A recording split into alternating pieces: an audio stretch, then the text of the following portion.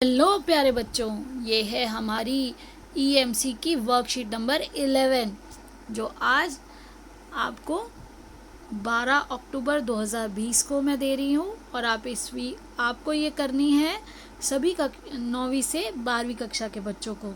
बेटा, आज हम जो वर्कशीट में पढ़ने वाले हैं वो है सहयोग, कोलैबोरेशन पार्ट 1।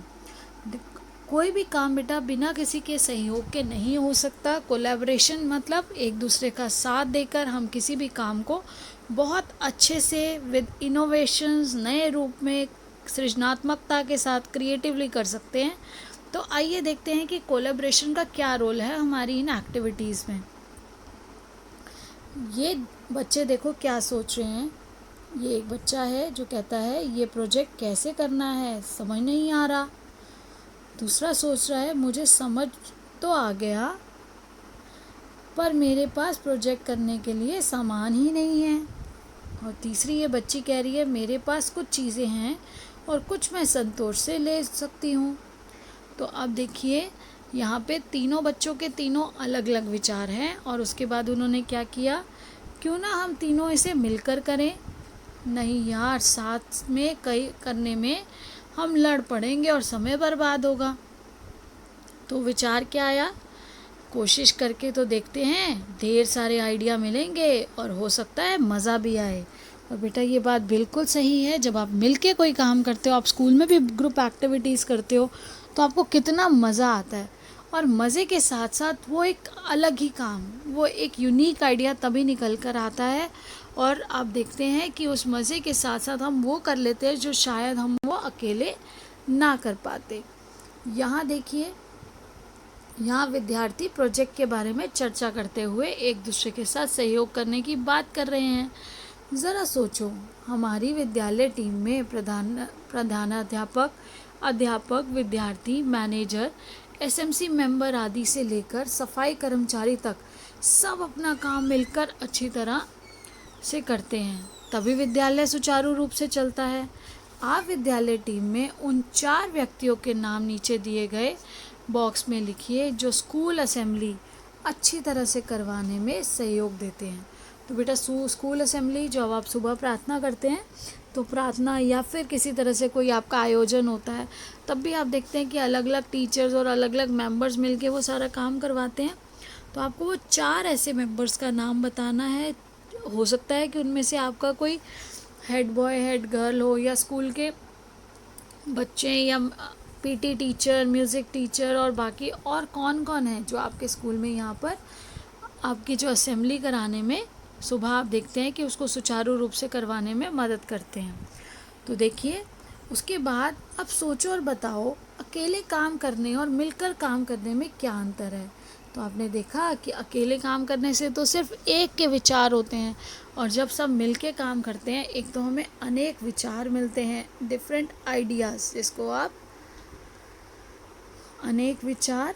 आप कह सकते हैं लॉट ऑफ आइडियाज़ मिलते हैं हमें। और उसको करने में हमारा जो होता है लॉट ऑफ आइडियाज़, और आपका काम का बर्डन क्या होता है वो भी कम हो जाता है, क्योंकि उसको डिवीज़न ऑफ लेबर, आपका जो स्ट्रेस है, आप मिलकर काम कर रहे हैं, कुछ काम किसी ने किया, एक काम किसी ने किया, तो आपका काम बहुत जल्दी हो जाता है, समय भी बचता है।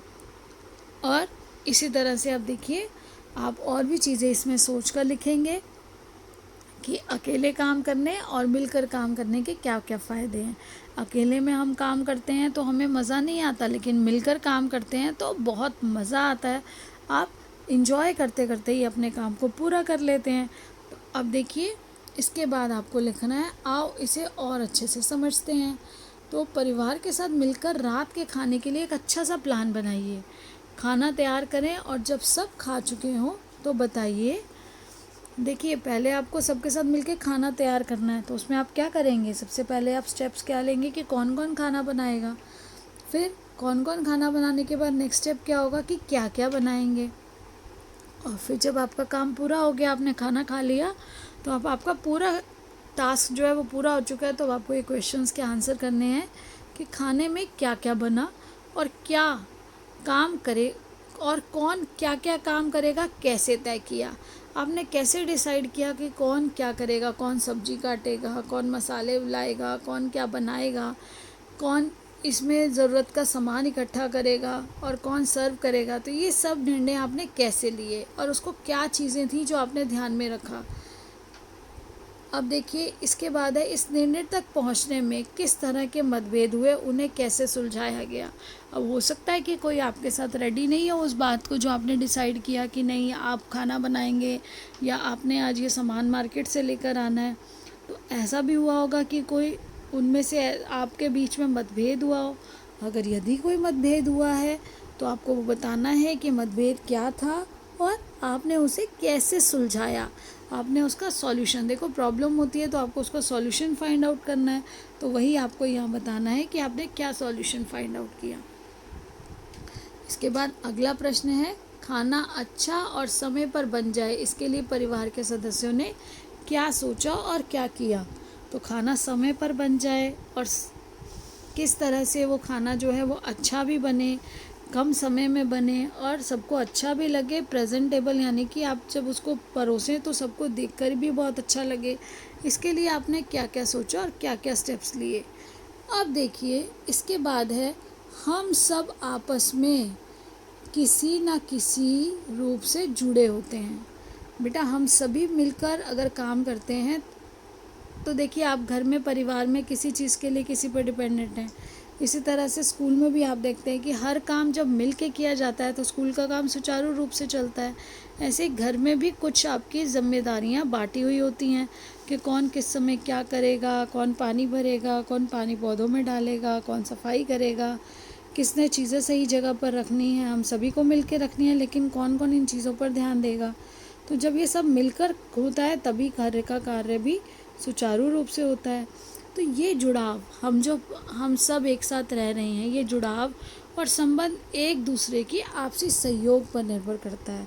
इसके लिए एक दूसरे को सुनना, आप किसी का सहयोग कब कर पाते हैं, आप किसी को लाइक या डिसलाइक कब करते हैं, जब आप किसी को लाइक तब कर पाएंगे जब आप उनकी बात को सुनेंगे। विभिन्न मतों पर गौर करते हुए उन्हें सुलझाना भी शामिल है।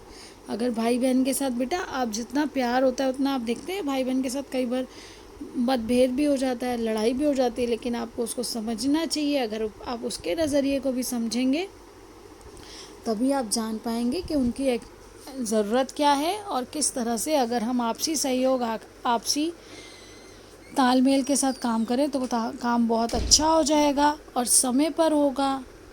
आप कम समय में कम संसाधनों के साथ उस काम को अच्छे से पूरा कर पाएंगे और उसे अच्छे से प्रेजेंट कर पाएंगे। उससे इनोवेटिव क्रिएटिव आइडियाज़ भी आते हैं और जितना हम मिलकर काम करते हैं उतना हम ज़्यादा सीखते हैं। तो देखिए और इस तरह से हम सब एक दूसरे के लिए एक दूसरे के साथ, इसी से क्या होगा, हम सब हैं एक दूसरे के साथ और एक दूसरे के लिए, यानी कि हम सब एक दूसरे की हेल्प भी करेंगे और एक दूसरे के साथ मिलकर काम करेंगे। और बेटा ये आपकी 21st सेंचुरी जो स्किल्स हैं ना, 21st सेंचुरी स्किल्स जो हमने पढ़ी थी, तो 21st सेंचुरी स्किल्स में से एक स्किल ये भी है कोलैबोरेशन मतलब मिलकर काम करने की अगर हमारे अंदर क्षमता है तभी हम किसी कार्य को कर सकते हैं। कोई भी आप बेशक कोई व्यापार करेंगे या अभी भी कोई भी कार्य करेंगे, अगर आप किसी के साथ मिलकर काम करना नहीं जानेंगे, आप और मिलकर काम कोई कब कर पाएगा, जब आप दूसरे के समझ को, दूसरे को जानेंगे। अंडरस्टैंडिंग अदर्स, आपने सीखा था ना कि आपको दूसरों को समझना क्यों ज़रूरी है। हम जब दूसरों को समझेंगे, दूसरों के लाइक डिसलाइक को, दूसरों के प्रेफरेंसेस को, नीड्स को, इंटरेस्ट को, उनकी ज़रूरत क्या है, उनकी पसंद नापसंद क्या है, तभी हम उनके अनुसार उनको उनकी ज़रूरत के अनुसार उनकी चीज़ें दे सकेंगे जो हम बनाएंगे, या हम अपनी सर्विसेज देंगे तो हम अपनी सर्विसेज उसके अकॉर्डिंग उस पर बेस्ड अपनी सर्विसेज अगर प्रोवाइड करेंगे तभी हम लाइफ में सक्सेसफुल होंगे। तो बेटा इसीलिए ये जो understanding others, collaboration, communication skills, ये सारी स्किल्स डेवलप इसीलिए की जा रही हैं कि ये आपकी पर्सनालिटी का एक पार्ट बन जाए और आप सभी अच्छे से ये स्किल्स को सीख के अपनी लाइफ में हमेशा सक्सेसफुल हों। अब देखिए बेटा, आपको आशा करती हूँ कि आप सभी इसका लिखेंगे कि आप किस तरह से सबके साथ, एक आपको इंसिडेंट्स भी लिखना है या आपने कोई ऐसा प्रोजेक्ट किया हो कि किस तरह से आपने अपने फ्रेंड्स के साथ, अपने घर में अपने रिलेटिव्स के साथ, अपने परिजनों के साथ मिलकर कौन सा काम किया, उसके क्या क्या स्टेप्स थे। खाना बनाने की एक्टिविटी तो आपको दी है, इसके अलावा आपको एक और ऐसी कोई एक्टिविटी जो आपने की हो अपने फ्रेंड्स के साथ मिलके, कोई ग्रुप एक्टिविटी स्कूल में की हो या घर में अपने रिलेटिव्स के साथ मिलके कुछ ऐसा किया हो, तो उसके बारे में आपको साथ ही साथ बताना है और उससे आपने क्या सीखा, कैसा लगा, मज़ा आया, क्या क्या प्रॉब्लम्स आई और उन्हें कैसे आपने सॉल्व किया, आपको ये भी नोट डाउन करना है।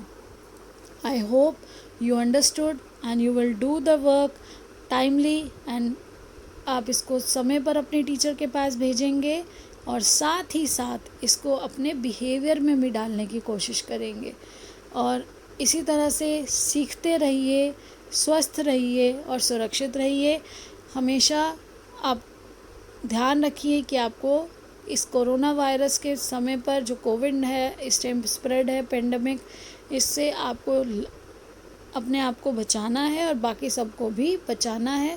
उसके लिए दूरी बनाए रखें, मास्क का प्रयोग करें और समय समय पर अपने हाथ साबुन पानी से धोएं।